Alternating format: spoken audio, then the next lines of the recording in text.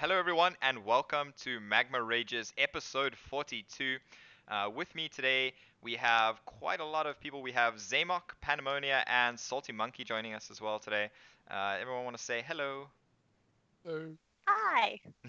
Oh. Okay, so it's only the second week, pretty much, of Kobolds and Catacombs, so we're really early on in the meta here. But we do have some really interesting decks that are kind of developing, and we're going to bring you some of or two of the most interesting decks that have developed in the last week or so. We're going to discuss them a little bit, and first up on that list is Q-Block. So Zale's been playing this quite a lot on stream, so we're going to be showing his list for now. But honestly, this is a deck that kind of changes by the hour or by the day at least, as players are still trying to find the optimal lists. The basic combo of the deck is using Skull of the Minari to bring out a Doom Guard, attacking with it, and then using Carnivorous Cube on the Doom Guard, and then Dark Pacting the Carnivorous Cube. So that's 15 damage. With Spirit Singer Umbra, which was originally in the deck, if you played that before the Carnivorous Cube, you could get it up to 25 damage. With Taldaram, which is in this variant of the deck, you can get it up to 18 damage. So it kind of depends on how much you actually need that extra damage combo. But overall, it's kind of that kind of combo built into a control Warlock shell, which in some ways is kind of most reminiscent of something like Reno Lock, when it used to have your like Leroy Power Overwhelming Faces Manipulator combo. And a lot of the That early was variants before of this, Leroy. I yeah, said that was before Reno. no, but no, during the Reno Lock days as well, they had Faces Manipulator, Power Overwhelming, and Leroy. Anyway, uh, so there is a lot of like combo potential with this deck, but I mean basically it's mostly just a control deck. Even this version having the Mountain Giants in, which kind of brings us back to some handlock days, which I'm sure will please Pandemonia. Um, so Pandemonia, what are your thoughts on the deck? So it's a deck that I haven't played. I haven't played any of it, but I've played against it, and it's like you say, can be quite frustrating. Sometimes just lose the 25 damage out of the blue. But I mean, the thing is, you kind of know the deck. You know what's coming, what's coming when they play the Skull of Minari. You kind of see at least it's like a bit of a warning in a way. Yeah. And At least also you know you're gonna die next turn. exactly, it's not just you die. It's like there's a warning sign. It's But like also- we're gonna slowly kill you, drag it up. Have you ever stopped the combo from happening? Pandemonia? In what? Well, I by generally stop destroying the the weapon. combo by killing them first. By destroying the weapon, I mean. No, I haven't destroyed the weapon. No. Have you, Dib? No. The other sort of good way to stop the combo, if you just see the weapon other than weapon destruction, is just big taunt. Because they don't Yeah. really have any spare mana in that turn, so they can't really often silence you whilst they're doing that. So that's another a good way to stop the combo. Yeah, and like I say, just killing them before they kill you. Yeah. The other interesting way that they can kind of combo off as well is the Possessed Lackey. So that's Yeah. a card that's definitely been a big surprise. But with just Void Lord and Doom Guard as the demons in this deck, it really allows you to cheat big things out. And especially against aggro, honestly, sometimes just Possessed Lackey and then trading it or sacrificing it with Dark Pact to bring out Void Lord can just win you the game against aggro. I mean, Void Lord is just proving to be an absolute menace right now. It's a very strong one. Yeah. So the deck, I think the big thing about this deck that's made it possible and more the control archetype possible overall is largely the extra amount of healing that we have now. Dark Pact is actually quite powerful. I mean, you can sacrifice Mistress of Mixtures as well for the extra heal. Never mind, you can sacrifice it and still get value. You can sacrifice a minion like Carnivorous Cube and still get value, even if you're just Carnivorous Cubing your Mountain Giant.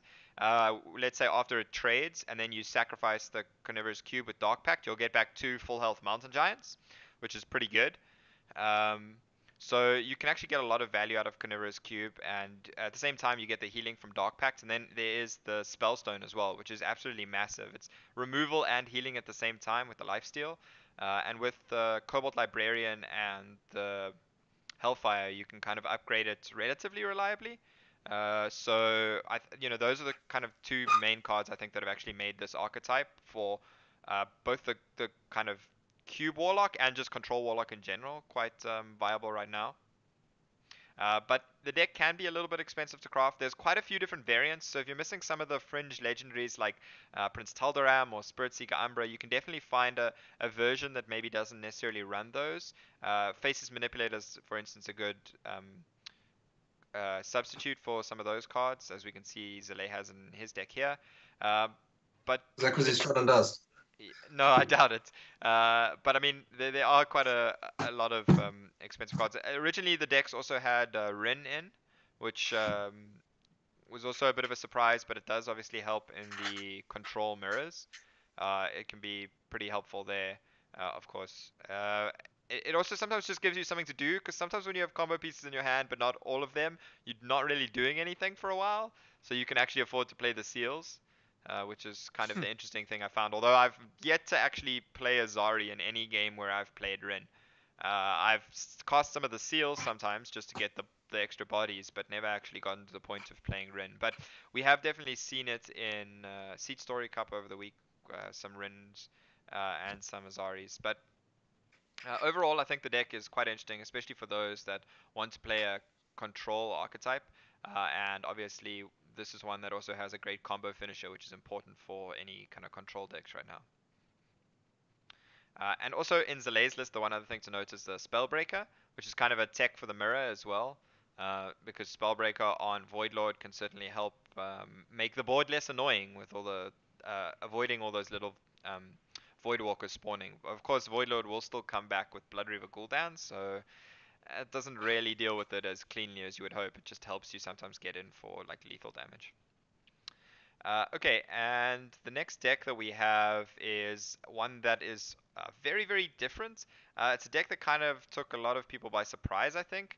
One that Zixo was piloting over this weekend at Seed Story Cup, which we'll discuss a bit later. But this is basically a big spells priest. So some cards that were not really on many people's radar, Spiteful Summoner and Grand Archivist are kind of the reason we were talking about a big spells priest here. The deck is yeah. Yeah, we'll get to that later, the actual esports segment. But the deck is basically just running two big spells, Mind Control and Free from Amber. And then it has Spiteful Summoner, which as a 6-drop will then give you an 8-drop or a 10-drop when you play it, which is a pretty powerful tempo turn, certainly in terms of getting stats on the board, something that Pandemonia certainly loves. And Grand Archivist also just casting Mind Control or Free from Amber. There isn't really a negative side to that. Even though the targets are random, Mind Control, especially late in the game, will often just get you one good minion.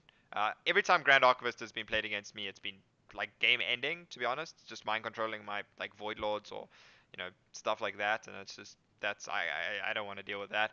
And then obviously Free from Amber can give you some really good things, or as SaltyMonkey was telling us earlier, it can give you some really bad things. Some King Togwaggles and very underwhelming cards. Honestly, sometimes it's better to just get the Free from Amber from the Spiteful Summoner than it is from the Grand Archivist. But overall, so you're a bunch of you have been playing this. I think SaltyMonkey's definitely been playing it. Pandemonia, have you been playing it as well? No, I've been playing it slightly different. I've been playing the different Dragon Priest list. Oh, you've been playing the more standard Dragon Priest list. Well, I don't know about the slow control-y version, Zetlot's version. Yeah, that's more like okay. Standard is a very strong term A very at this loose stage, term.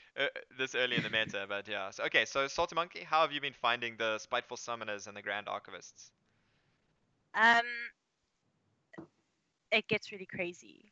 I've seen some extreme things happening, like you get a Yasraj and then it just keeps summoning all sorts of insane things, and especially when it comes down to a mirror, when both parties are doing sending these insane cards, it sort of becomes a bit of a clown show. Like everything is just all over the place all the time, and it's just so unpredictable that it literally just comes down to who accidentally won the game.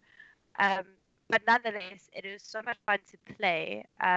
And you can get yourself out of a lot of trouble very easily, whereas I think with Pandemonia is a bit more control. Like when you start losing, you properly start losing. Whereas with the big spell priest, when you start losing, you can get really, really lucky and just turn around in 1 or 2 turns, like It's by interesting. chance. It's interesting that you said it because that's actually one of the concerns that I had when we reviewed the card. I didn't like it. I said it wasn't that good. Yeah. But one of the reasons Which that I actually gave. Are you talking about Grand Archivist or Spiteful Summoner here? Well, I mean both, to be honest. Okay, yeah. But they both. I mean, I gave a very similar evaluation for both. Was that like, well, for one, I definitely didn't think they were good, and I didn't think they'd be meta defining. Well, I mean, we don't know if they're meta defining, but I didn't think they'd be very prominent. But I said that, cards like these, they're so random, and in competitive Hearthstone, you're always trying to get edges, and you're trying to like reduce the amount of randomness and have maybe more controlled randomness. Yeah. Although there's some controlled randomness with the cards because you can like choose what spells you're putting in your deck. There can be some very memey moments, and if that becomes like the meta where like those two cards are just very, very dominant, competitive Hearthstone could be in like a bit of a ditch almost. It could be problematic. I mean, it's not going to be game and it's not Yogg. Yeah. It's not Yogg. We've had worse. Yeah. But it's definitely not good if that is the meta. You know what I mean? Yeah. I must be honest with you. In my personal opinion, Spiteful Summoner is maybe a bit too OP. Like, I don't find it really fair that you can on 6 mana have a 4 on the board? I can't remember. 4/4 and something ridiculous, crazy like a Siraj on the board. Like that's a little bit insane. It's a little bit OP. Like, I don't actually think it's completely fair for like. I think it's because there's you have to build your deck in a specific way where it always works. Yeah. Like we were like, are you gonna cut? I mean, in fact, we all kind of agreed. We're like, okay, you're gonna cut all the 2-cost spells from your deck when you're playing this card. Are you gonna cut all the 3-cost spells from your deck when you're playing this card? Which is like it's a big drawback. Which is kind of the exact same thing we said about Prince Keleseth, if you think about it. In that review, we were also like, oh, you're not gonna cut Sap and Eviscerate from Rogue. What, are you going to play a Tempo Rogue without that? No, that's rubbish. Turns out sometimes you can get away with cutting the other things. Yeah, we always... Yeah. Yeah, but I think you guys underestimate the Hearthstone community's resourcefulness in terms of how badly they want to make it work in a deck, and then they end up building these insane things actually work extremely well, maybe too well, to be honest. I think the one big thing that you can take advantage of with this deck is that you can really abuse the fact that it doesn't have your Shadow Word Pains, your Shadow Word Deaths. You can abuse the fact that it doesn't have those spells if you're playing. So the only real kind of removal you have to play around is Duskbreaker or anything your opponent can get from Draconid Operative or Curious Glimmerroot. So you can really take a lot of sneaky value trades, I think, on board if you can get them, and as long as you can play around Duskbreaker in particular, I think it can be very hard for the priest to come back, even with a big Spiteful Summoner. Absolutely. I've found that I've struggled the most when someone, even if it's a bunch of small-ish minions that they just sort of put out really, really early on, and they get a hell of a lot of board control, then like it's really difficult to come back from there. And I've even gone so far as putting like a tech mind control in my deck to try and sort of counter that, but it's extremely difficult because you're dealing with so many big cards and big spells. If you're basically playing against a rush deck, you're in a bit of trouble. Yeah, it is definitely a point that aggro decks can definitely take advantage of this, as long as they can kind of survive that Duskbreaker turn. That's the real key point there. Yeah. So like if you're playing, let's say, Murloc Paladin and you get health on your Gentle Megasaur on a board of like 3 Murlocs, you're probably going to be in a pretty good position against this kind of deck. So any other tips you have for anyone playing this deck or playing against it? Sacrifice your playing chickens. against it, I'm not going to give you any tips because I want to win. But playing it, I would say just like, give it a try because it's so much fun in general. Like if you do have the dust, you have everything in your don't go out of your way to craft it because I'm not entirely sure how long it might actually be around in exactly this form. If you do have enough dust for at the moment, then do and play it and laugh a lot because you're gonna have a lot of fun.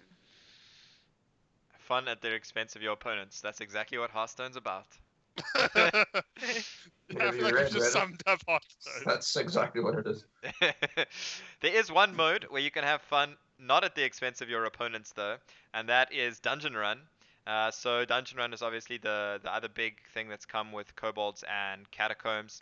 And there has been a Dungeon Run challenge on at the moment. But before we get to that, Pandemonia and SaltyMonkey, what have your thoughts been so far on the Dungeon Run mode in general?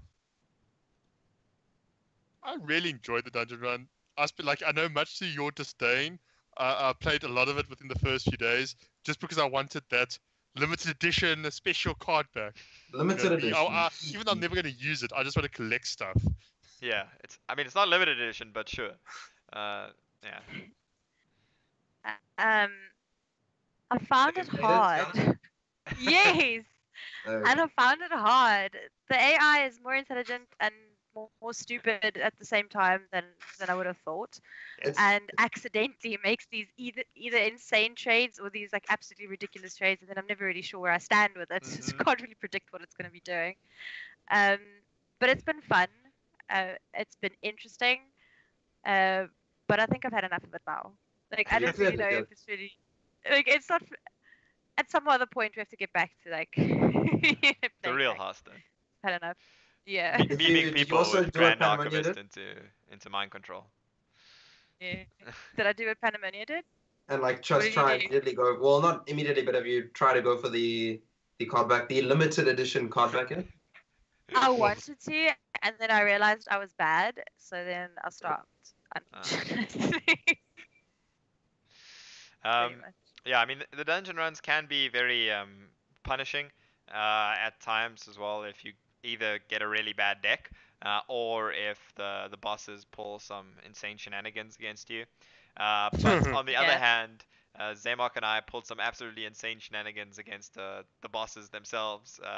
We did a dungeon run for the dungeon run, or an attempt for the dungeon run challenge. So what this is it's a $30,000 challenge whereby you basically need to complete the card back to get the card back in as few attempts as possible. So that means you need to win with all 9 classes in the dungeon in Dungeon Run with basically as few attempts as possible. So that's as few runs. So basically the minimum therefore is 9. Yeah. And there were 1 or 2 players that got 9, Trump and somebody else that I can't remember off the top of my head. But basically the top 10 scores get entered into phase 2, which is where the players will play a sudden death mode. There's still a lot of information that needs to be revealed about phase 2, to be honest, and that's particularly relevant for Zaymok and myself, as we actually managed to complete it in 11 attempts, which currently leaves us tied for 7th. Possibly just tied for 9th. So we're hoping to just scrape in and then at least get into phase 2. We did have Pandemonia join us for a little bit on the one Shaman run, but largely he was absent doing other things on the Saturday whilst Pandemonia Zaymok and I. Yeah, we were originally planning on doing it with him, but he was just nowhere on Saturday where we did basically most of the runs. Yeah. Feels bad, man. Feels bad, man, indeed. Yeah, so I I mean, I played more Dungeon Run than Constructed. Oh wait. Yeah. No. What? Okay. I remember when you guys did it. Yeah. No, you remember the practice, I think. Yeah, you remember that you joined us for some of those very first games when we were still figuring out. I have no idea. Yeah. Well, we did learn by the end of it that Zaymok and I agreed that Potion of Vitality is actually much better than we thought, or certainly than I thought at first. So at least you were kind of right on that. Although we're still 100% sure that Captured Flag is almost always better to pick than Potion of Vitality. Unless you have a super control deck. But anyway, the only boss the only class we actually had any failures with was Warlock, where we only got it on the 3rd attempt, which is why we were off the perfect score basically. But yeah, I mean there was like some absolutely insane shenanigans. Do you want to tell the viewers about some of the insane stuff in our Priest and Druid runs, Zaymok? Yeah, sure, I will. Before I do that, I just want to say it was a very big time commitment. Yeah. We started the run on Saturday night, relatively early. We played for about... It was like Sorry? Friday night. Friday night. Was it Friday? Yeah. But Oh, anyway, sorry, Friday night. Sorry, it went Friday and Saturday, not Saturday and Sunday. Yeah. We started the run on Friday night. We played for about 5 hours, so it was like just over an hour and a half per run, I think it was. Yeah. Somewhere it was around that time. Very long. The way we were doing it, like we weren't memeing, we weren't trying to do silly. Well, we did silly shenanigans, but we tried to do it in a way that would lead to a victory, basically. And so We would try hard. basically, and each run took at least over an hour. Most of them an hour and a half. The ones where we lost around an hour. So it was a very, very big time commitment. Like on Saturday, I think we played for something like 11 hours straight or something like some absurd number. Yeah, well, we were on the Skype call for about 11 hours. I think there was about, it was, the one VOD was 6.5 hours where we did 4 of the classes, and the other one was, I think, about 3 hours where we did 2 of the classes. So, like, I mean, it was really long because we also took a long time discussing everything. You know, we couldn't afford to make mistakes because we needed to get everything perfect. So if you're just playing to get the card back, you can definitely do it quicker. But that's something I was trying to get at. Yeah. But we definitely took our time. Although I do still feel it was entertaining thanks to some of the shenanigans. Yeah. So just some examples. In the one game, we pretty much we'd already lost with Warlock twice at this point. So we're now 2 down on the perfect score. We knew that we needed to get at least an 11 to maybe make the leaderboard. There was a great explain like hard work, so I shouldn't need to go too much in depth there. But and we're playing Priest, and we're on the final boss. We're playing Vastraz, yeah, whatever. The dragon one with the chests. The dragon boss with the 5 chests. For those who don't know, basically he's got 5 chests, and his hero powers deal 1 damage to all enemies for each missing chest. And so your goal is basically to not destroy the chest and to just destroy your opponent. And what happened was we were playing Priest, and without getting into the details, because you should definitely just go watch the VOD, it's highly entertaining, but we got several rags on the board. And what ended up happening is the rags pretty much just killed all the chests, and so, by accidentally, so we thought we'd lost the game, because at that point we were on like a 4-turn clock. And then what happened was we got the Toland's Goblet, which is one of the treasures that you can get, which is draw a card and fill your hand with a copy of it, and we drew the Darkness. The 4 mana 20/20 that shuffles the 3 candles into your opponent's deck. And we had the double battle cry passive. So we played 2 of the Darknesses and then coined out another. So we played 2, and then the following turn we played 3 Darknesses. We played 2, and then we coined out another one. Well, and with the double battle yeah. cry, sorry, double coin, yeah. So what's that? It was like 5 times 6. It was like 30. Yeah, 30 candles that we had in the deck. Yeah. There were 30 candles in our opponent's deck, and then he just drew them all, and we managed to win the game like that. So that was the one awesome game. And then the other thing that we did was in the Druid run, which is also, I highly recommend you guys watch these. They're like, honestly, I actually watched the vodcast yesterday just of the Druid run because it was just, I found it hilarious. I was laughing the whole time because it was so funny. We got Magic Mirror, which is one of the treasures that you can get, and it's a 1 mana spell that says add a copy. Choose a minion, summon a copy of it, and add it to your dungeon deck as well. So that actually puts it inside your dungeon deck. And we had the Jungle Giants quest. So what we did is we completed the Jungle Giants quest. We got Barnabas. We played Barnabas, and then we magic mirrored Barnabas. So we had Barnabas starting in our deck. And then we did that again in the next game. So by the time we reached the final boss, we played Barnabas on turn 4 thanks to some ramp. And then all the minions for the rest of the game just cost 0. It was just too funny. It was like an awesome game. But there were a lot of like meme moments throughout the games. Like the Hunter run was also great. It was just an awesome time. Yeah, and honestly, that Druid one sounds like extremely memey, like we were trying to meme with the Barnabas Magic Mirror, but our deck was just bad. Like, it was only the Barnabas thing that saved us in that. Like, honestly, the Barnabases themselves were the best minions in our deck at that point, basically. Yeah. Like, we actually started. Yeah. Yeah. I mean, what we did in the one game was the first game where we finished the quest, we did it on one of the earlier bosses. We basically just farmed the boss in the sense that we waited until we could do the Magic Mirror Barnabas play before we continued on the run, because we knew we needed Barnabas in our deck for the future games to have a chance at completing that. And then we just kind of did that as many times as we could without losing that run. And that's how we ended up with, I think, 3 Barnabases in the deck. 3 Barnabases, yeah. And then we added a Lich King later. Yeah. Magic Mirror is a very good card, guys. Yeah. Magic Mirror. Some things that I will say from playing the dungeon run, because I feel like now at the moment I definitely have a better grasp of dungeon run than I do of constructed. But I will say that Magic Mirror is one of the best treasures that you can get, and what's the time warp effect thing? Shifting hourglass. That is Shifting insane. hourglass. And shifting hourglass is the other best treasure, and then the best passives are probably captured flag and potion of vitality. So if you're wanting to like ace your run, well, I mean, Well, I barring think mage, yeah. So but the potion of vitality is a very flexible one as well. That's the nice thing yeah, about it. Whereas like the battle cry and death rattle ones can be specifically good for certain decks, but the potion of vitality is a lot more versatile. yeah, that was very very cool. I think they're gonna post some highlights at some point in the near future. Look out for those. Yeah. And if you can't wait, go check out the Twitch channel. Honestly, well, the VODs on here, really really really cool stuff. Really cool stuff. Not overhyping it.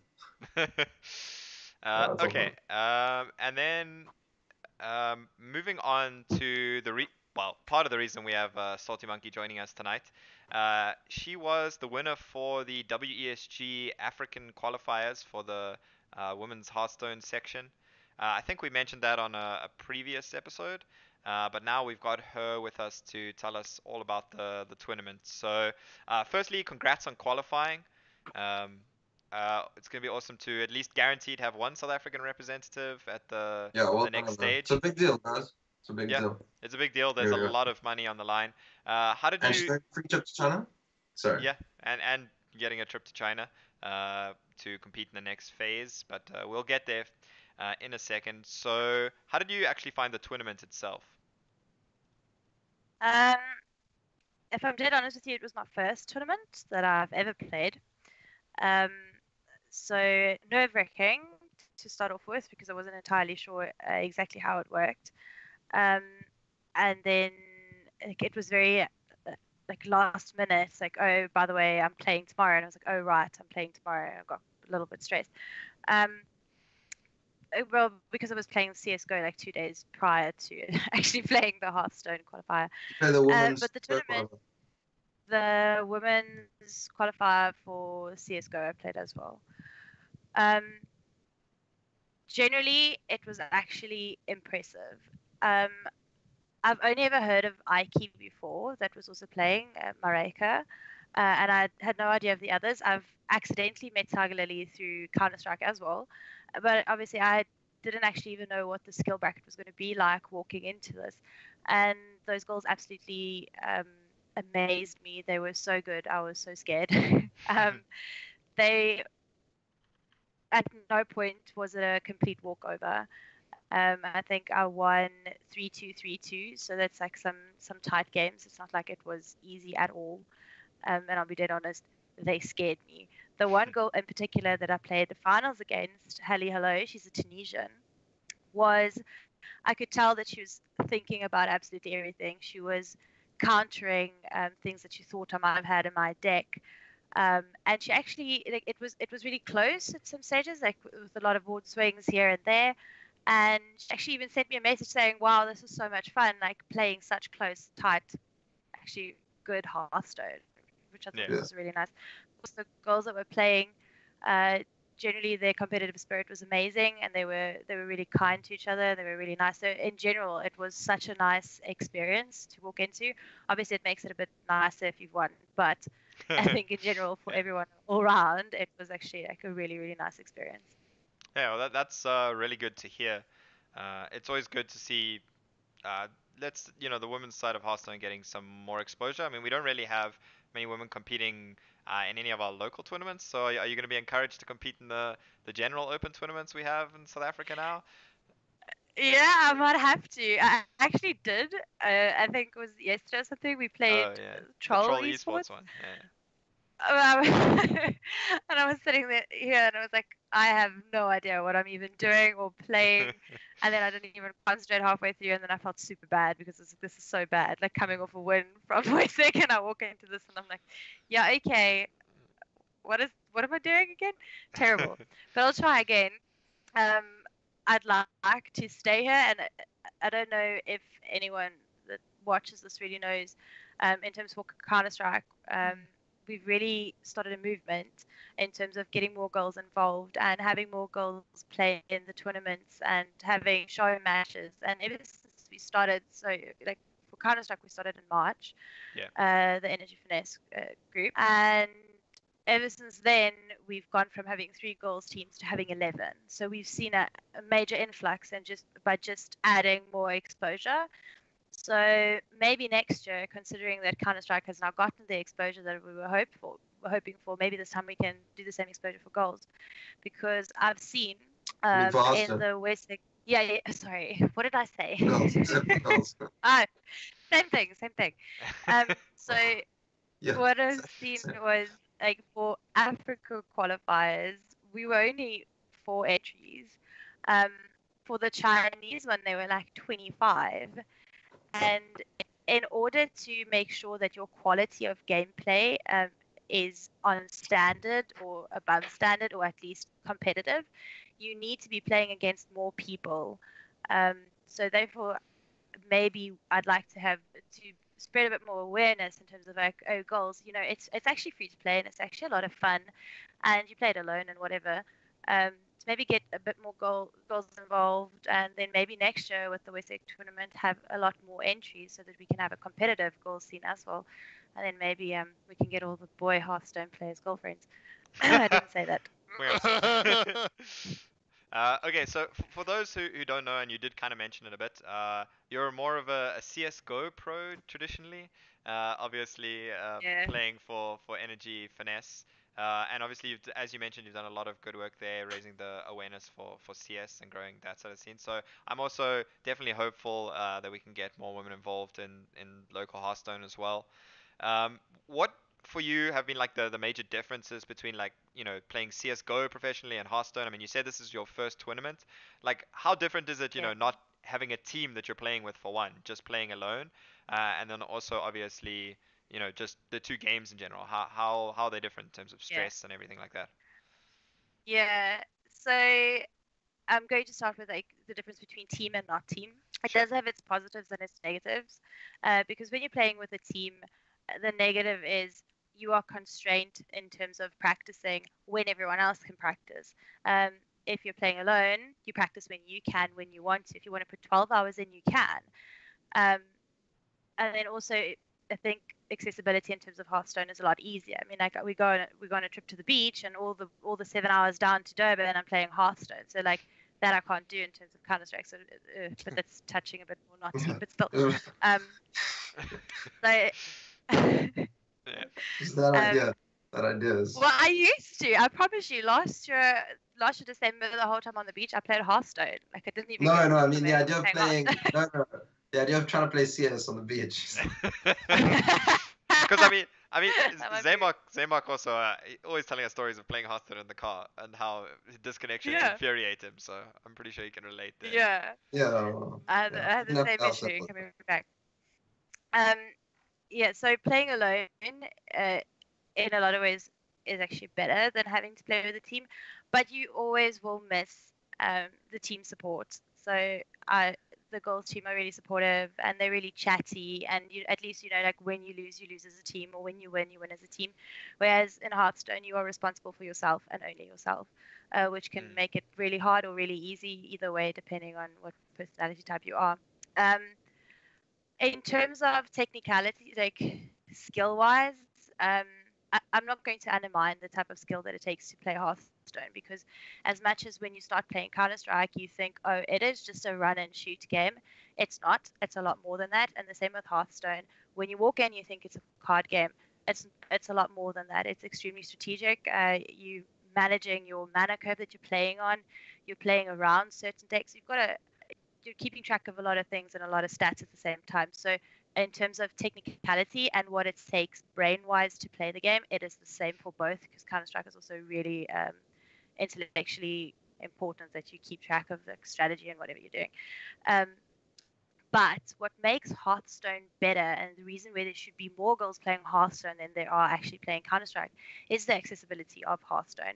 The fact that it is free to play, the fact that you can play it on your phone, which, like, we've seen a lot of girls. I don't know if you know the stats, but apparently, according to Apple iStore, there are more females playing games on the phone than there are males playing like phone game, like what do you call them, like game Mobile apps or whatever. games.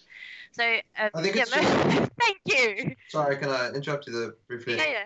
I think it's also that without trying to be like sexist, but historically, well, don't even smile like that. Historically, like gamers have just tended to be males more often than females. I mean, like you can go to any LAN, you can go to any game convention, you see it, you know it, just by just online. And I think that something that which Hearthstone definitely ties into being a mobile game, but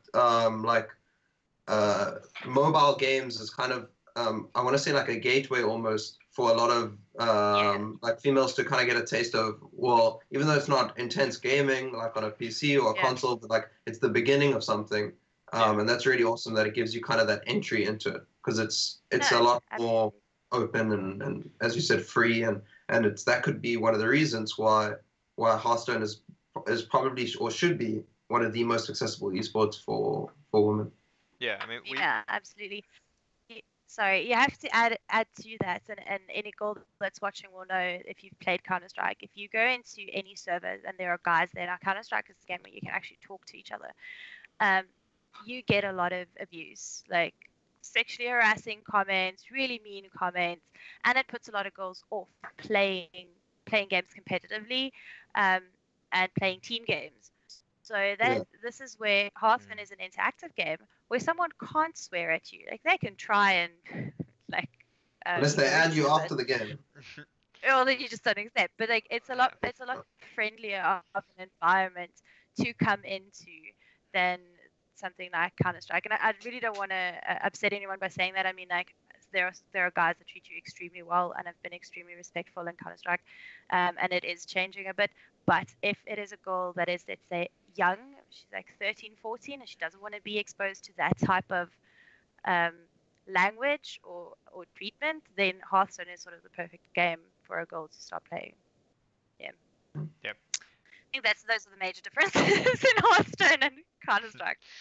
Yeah, well, you've definitely done a good pitch to get more women involved in Hearthstone, which will be super awesome. And I mean, like, I think as well, we've discussed this a little bit before with like ESL Africa and stuff. With just when it comes to bringing together players from different areas, Hearthstone is more accessible as well because of like ping. So for example, in ESL Africa for CS:GO, the LAN at Rage was the first time those North African and South African teams got to play against each other, whereas for Hearthstone they've been playing each other every weekend.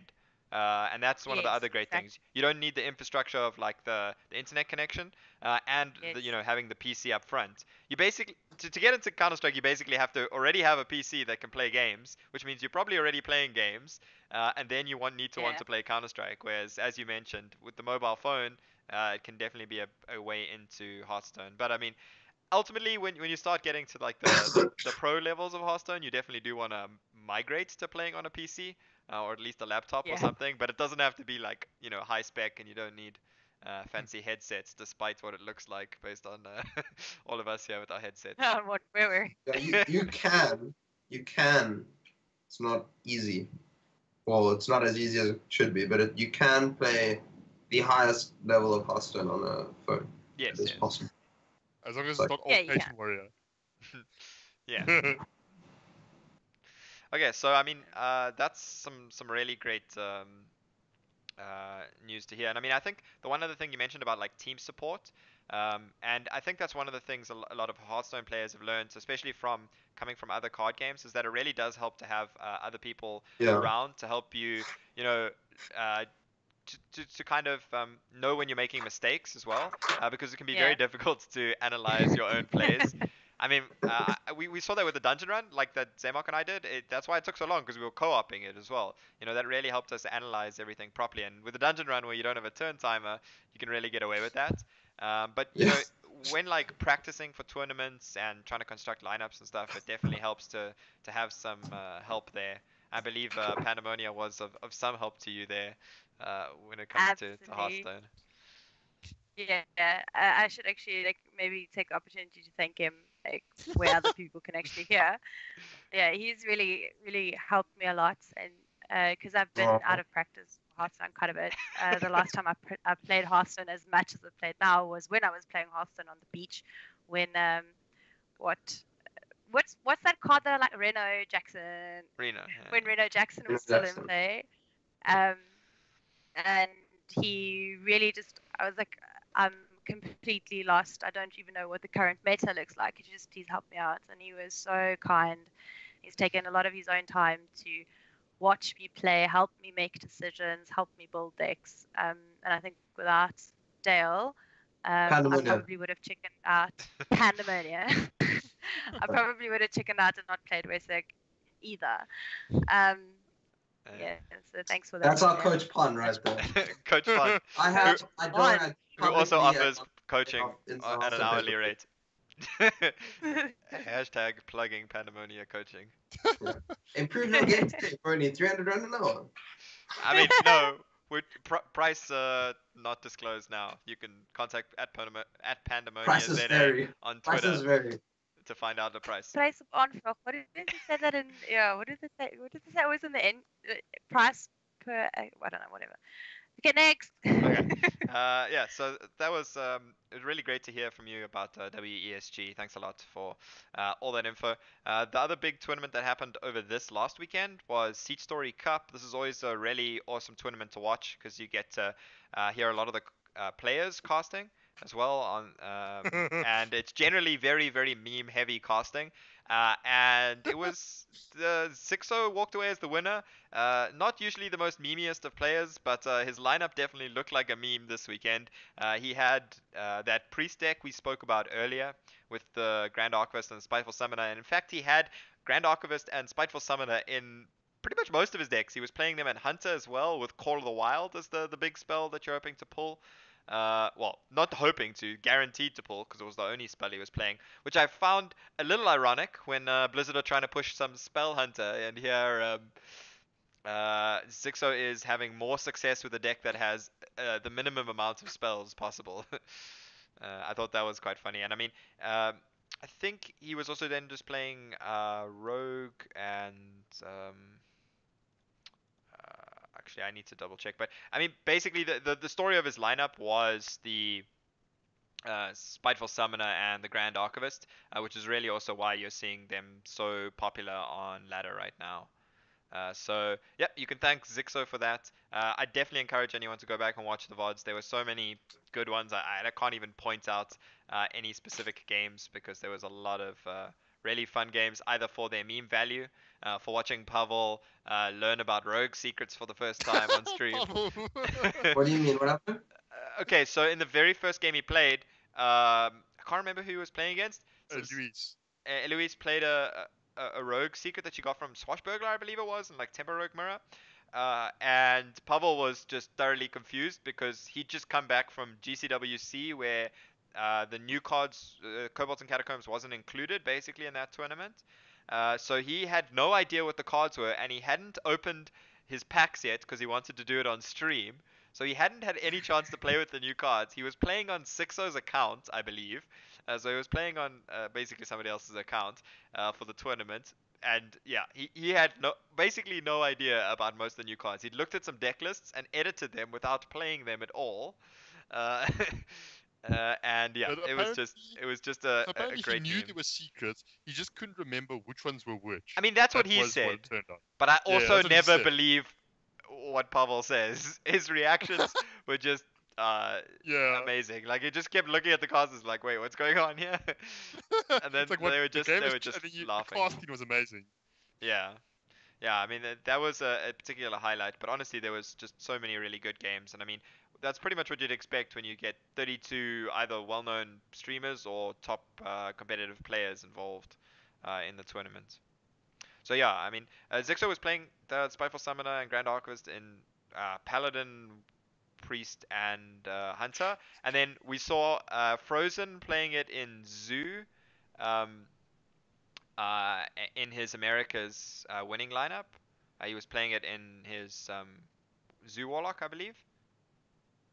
So I mean that's a card, or that card combo has been seeing a lot of play. I think the Paladin and the Zoo don't generally play the Grand Archivist though, because their spells don't work as well with that. Uh, the Paladin has Call to Arms and Dino Size as the spells, and the Zoo has Twisting Nether as the spell in case you get really far behind, but mostly just so you can high roll that 6-drop and 8-drop on turn 6. And did you mention Pirate Warrior as well? Yeah, Pirate Warrior's also seen some play with it. It wasn't You particularly ran the popular Mithril at this. Spellstone. Yeah, it wasn't particularly popular at this Seed Story Cup. Although, I mean, Sixo was the only one bringing these, and he deemed it not good enough, apparently. Um, yeah, so I mean, those are the interesting things. I mean, the funny thing is kind of Spiteful Summoner. We kind of talked about it a lot in the preview about being more of a mage card, and that's the one class where it hasn't really seen any play. Because turns out mage doesn't have enough good non-spell things to play. And can't really get away with these very slim spell packages. Yeah, and they can't really do without a bunch of small spells. Like, can you imagine Mm. Yeah. a mage deck without like your secrets in them that cost 3 mana, Yeah. and then like you keep summoning, like it just doesn't work. Yeah, it is definitely a problem for mage. Even though that's definitely the deck they were trying to push as the kind of big spells deck with Yeah. cards like Dragon Fury. That's definitely a funny turn of events. But yeah, I mean, Seed Story Cup, I definitely encourage anyone to go back and watch that. But that is all we have for this week's episode. Thanks a lot for joining us, SaltyMonkey, and Pandemonia and Zaymok as always. If you want to find out more from SaltyMonkey, you can find her on Twitter at SaltyMonkey. That's with a EH at the end instead of an H instead of a Y, basically. You can find her on Twitter there. And you can find Pandemonia for coaching lessons at Pandemonia ZA. That's with a 3 and a 0. He makes WESG champions. Yeah. Maker of WESG champions. And you can find Zaymok, or you can help him at Zaymok_HS on Twitter. And then you can find myself at Dib_gaming. And I'd encourage you to also follow on Twitch, subscribe on YouTube, and if you really want, you can subscribe on Twitch now as well, as we do have affiliate status for channels. So thanks a lot, everyone, for joining us. And hopefully we will have some success in the dungeon run, and we will definitely be streaming that, as obviously we have to as part of the rules.